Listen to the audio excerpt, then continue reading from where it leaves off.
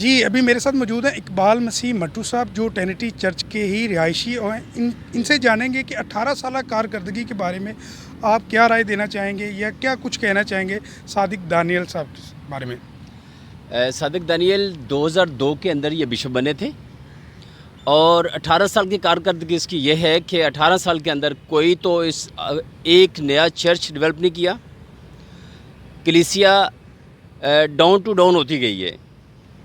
دوسری چرچز کو دیکھ لیں آپ, جیسے کہ کیتھولک ہے وہ اپنے چرچز بناتے ہیں, نئے چرچ بناتے ہیں, نئی کلیسیا بناتے ہیں, لیکن ہماری ڈائسس کی یہ بدقسمتی تھی کہ اس کے اوپر ایک ایسا آدمی مسلط تھا 18 سال سے, اور جس نے یہ سمجھے کہ نہ تو اپنی قوم کا کچھ کیا نہ ڈائسس کا کچھ کیا.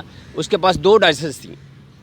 صادق دانیل کے پاس 2 ڈائسس تھیں, کراچی ڈائسس اور بلوچستان ڈائسس, اور اس کے دونوں کے درمیان کوئی اس نے ترقی کا کام نہیں کیا, اور جس کی وجہ سے آج اس کو اس مایوسی کا منہ دیکھتے ہوئے آج کورٹ نے فارغ کیا, کیونکہ یہ کورٹ کی پاور سے آیا تھا اور کورٹ نے ہی اس کو فارغ کیا کہ جا بھائی ابھی تیرا کوئی کام نہیں ہے یہاں پر.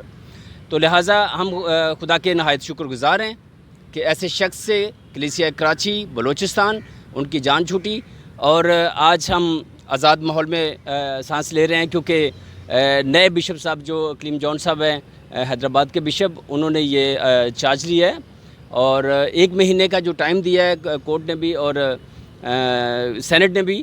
تو 1 مہینے کے اندر الیکشن ہوں گے اور الیکشن کے بعد ہمارے جو یہاں کے بشپ صاحب ہیں وہ نئے الیکٹ ہوں گے.